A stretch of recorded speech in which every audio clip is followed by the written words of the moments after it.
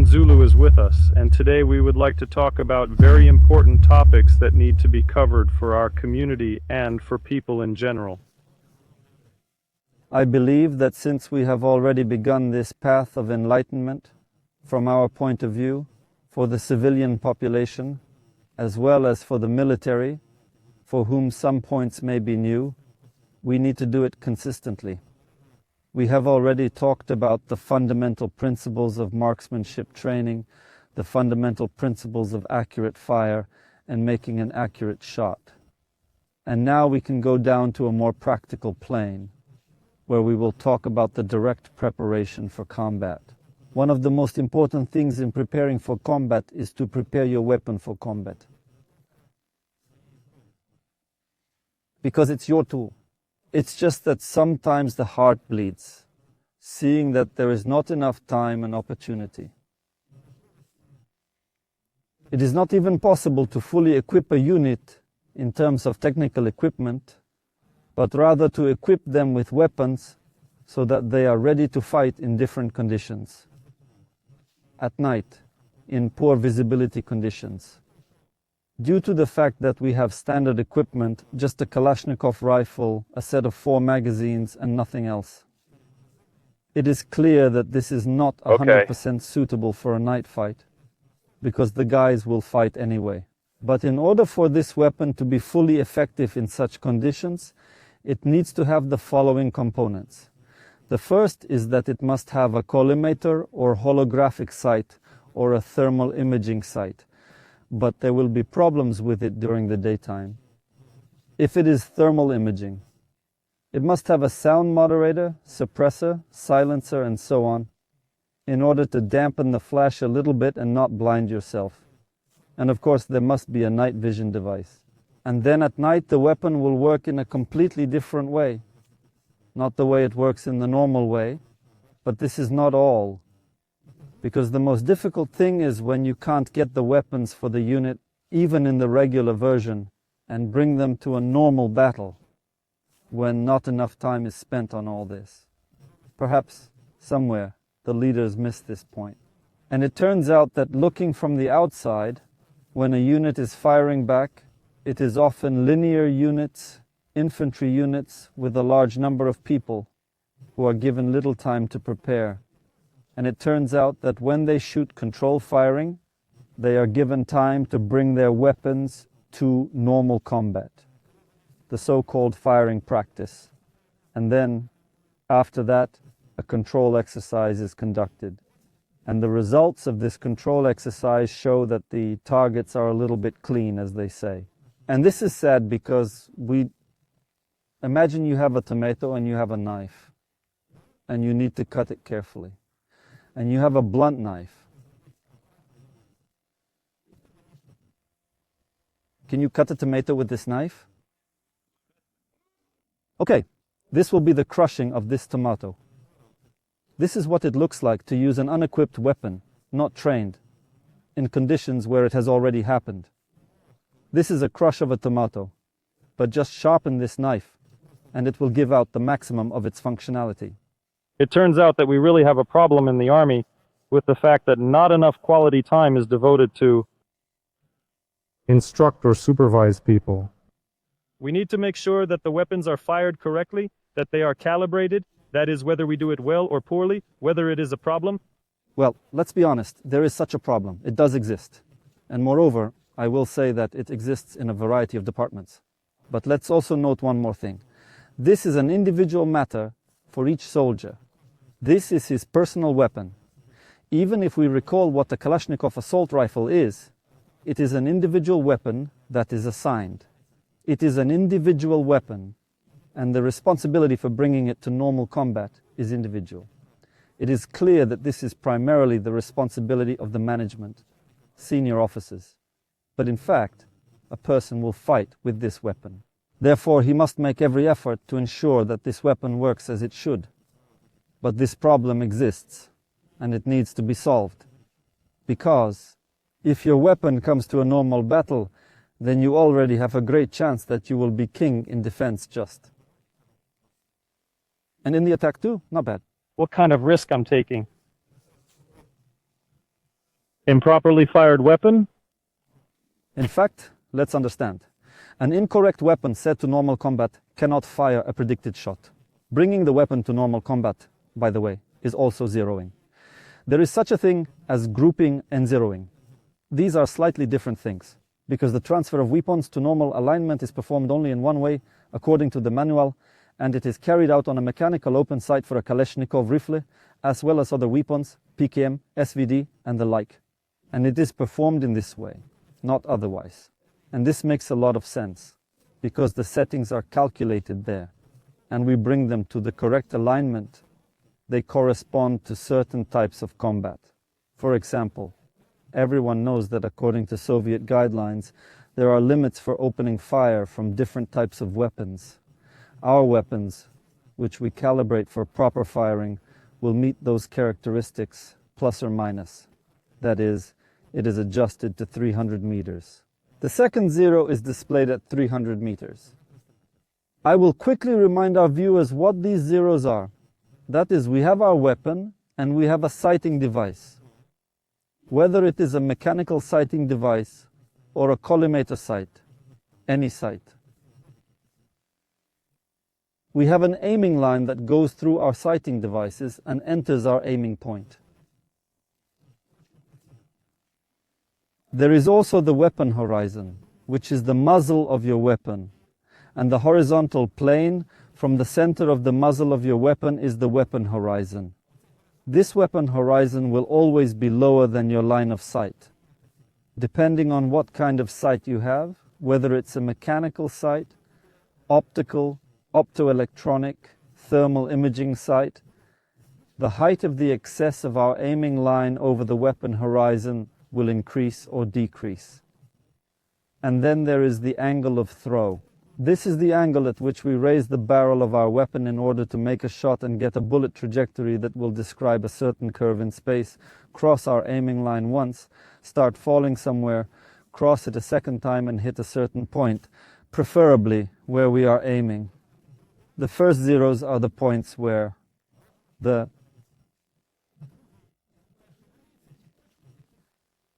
our bullet crosses the aiming line during its flight. The first time it does so closer to the barrel, the second time it does so further away, when it is already on the incoming line, on the branch of the trajectory that will be descending. And these zeros are very important, because knowing how the external ballistics of our weapons work, we can regulate the most important thing, the height of our trajectory, by aiming the weapon at this or that zero. 300 meters, 100 meters, and so on. That is, when we shoot a weapon at 100 meters, a Kalashnikov with a mechanical sight or any other, we will have the line of sight cross once, but it will be closer to 100 meters. A slight increase of up to 2 centimeters there, with different sights, different overlap, and then falling again for 100 meters to the second zero, and then continue to fall. If we aim at 300 meters, then we will have a larger throwing angle. The first zero will be crossed closer to the barrel, and the fall to the second zero will continue. But the trajectory overrun on the aiming line will be higher. And here we come to the main problem of bringing the weapon to normal alignment and the traps that shooters fall into. When we rely solely on Soviet literature, which says that a battle with a Kalashnikov rifle should begin at the 400-meter mark. Let me remind you that the range of a direct shot at a chest figure with a Kalashnikov AK-74 rifle with a 545 by 39 PS bullet will be 440 meters. And this is roughly what this literature is based on, which indicates that you need to shoot so that the second zero is at 300 meters. And this will provide us with a clear, stable defeat of the chest figure at distances of at least 400 meters. Sight P will correspond to the mechanical sighting device, will correspond to the setting 4 on the sight. Here they go even further. So that the soldier does not think for a long time, he puts the letter P and simply shoots as far as he sees the enemy. And he always aims at the target, at the cut, at the cut. That is, he sees a chest figure, he aims at the chest. It sees a tall figure, it aims at the legs. And in this way, in theory, it should be possible to hit the enemy's bullet, our target, at different points along the entire flight distance. At some points, it will hit the very top of the head, in theory. But in fact, this does not happen. In fact, we have misses above the head and shoulders. This also applies to the peculiarities of bringing the weapon to normal combat. These are different systems, different ways.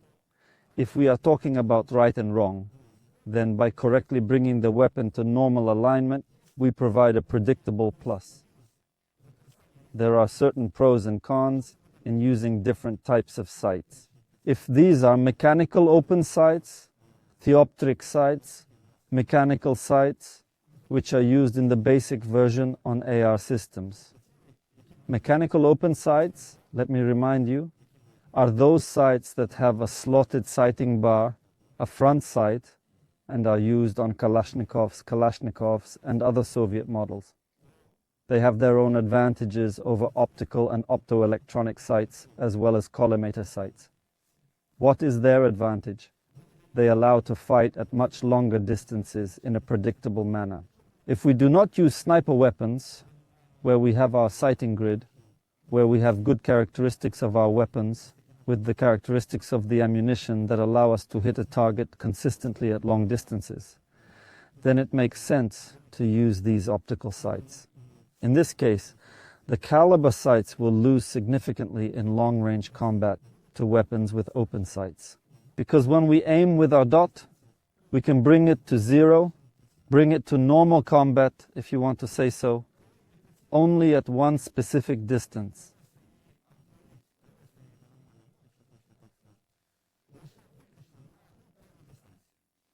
And to calculate the predicted trajectory on only one clear distance. If we move further into the depths, does it make sense to fight at distances of 700, 800, 900,000 meters with a Kalashnikov? What do you think? With a mechanical sight? I think not. Because you can just fire at the target, just fire, but I think that the ammunition itself will be ineffective. Yes, it will be ineffective. It will be ineffective, but according to the theory of shooting, by the way, it is very interesting. It is not even a section of shooting training. It is a whole science. There are such things as planes of fire. In foreign literature, this is called beating zones. This is the section that deals with the defeat of the enemy not by means of an aimed shot, but by means of systematic fire that will cover a certain sector. And it will look like these spots on the ground that we will cover by firing a certain number of rounds. Yes, I saw different pictures. And it makes sense when we have a division. And we have the ability to fire to suppress. Why not fire at the enemy, who is in the landing opposite? We can visually observe him at 750, 800 meters, having a whole division of good, normal Ukrainian guys with their Kalashnikovs. You can do it and you need to do it. In this case, the squad leader, platoon leader, group leader, turret leader, whatever, sets a fire mission and calculates the settings of the unit's sighting devices in order to cover a particular sector or a certain area on the front line with fire in order to inflict damage or disrupt certain enemy maneuvers with a high probability. But how do you do this with collimator sights? It is very difficult, almost inefficient, in general. Taking a Kalashnikov, setting the 8 sights on the slider on our bar, firing, and there is already a task set. Either firing in an envelope, or everyone chooses a certain sector of fire or a landmark. And this participant is covered by the systematic fire of the entire unit, and it works very well. Therefore, the advantages of long-range combat are mechanical sights with open sights with the ability to adjust the range on these sights. But the accuracy of fire is an order of magnitude higher than the speed of fire, because the speed of fire is how fast we squeeze the trigger with our finger, and the rate of fire is how quickly we can be ready to fire a shot in the aiming post.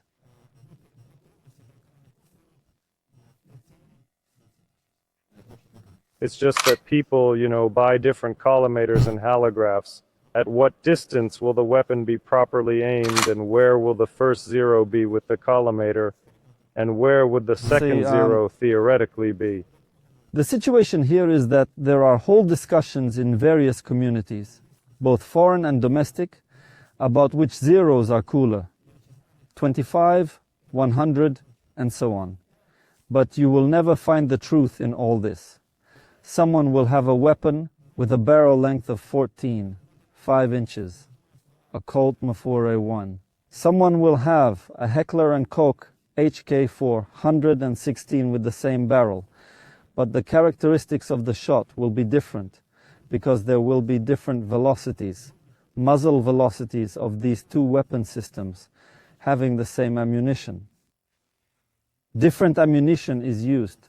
Someone is shooting British ammunition, someone is shooting Ukrainian ammunition, someone is shooting Lithuanian ammunition. We have many types of ammunition, even hunting ammunition, which is used both at the front and in training. There will never be a similarity. We will never be able to find the same shot characteristics in two people so that we can say yes. At 25 meters, it works perfectly, because the height of the aiming line above the muzzle cut is different. What does this mean? It means that we install different brackets for different types of sights. Different sights have different heights by themselves. And this affects our zeros in such a way that the higher your scope is, the further the first zero will be, and the second zero will be at the same distance. Two identical weapons, but with different sights. What should you do? Question. How do you reach that consensus? It is very, very simple. Now I want to reveal a little secret that is not a secret, because a lot of really great archery experts have talked about this, but maybe they didn't reach everyone in this regard. Personally, I spent a lot of time testing a certain theory that I once thought was simple and liked, and I was convinced that it is really a panacea for normal combat, or zeroing of all types of sights on all types of weapons, with all types of barrels, and with all types of ammunition, not just subsonic. Truth. Look, it's simple.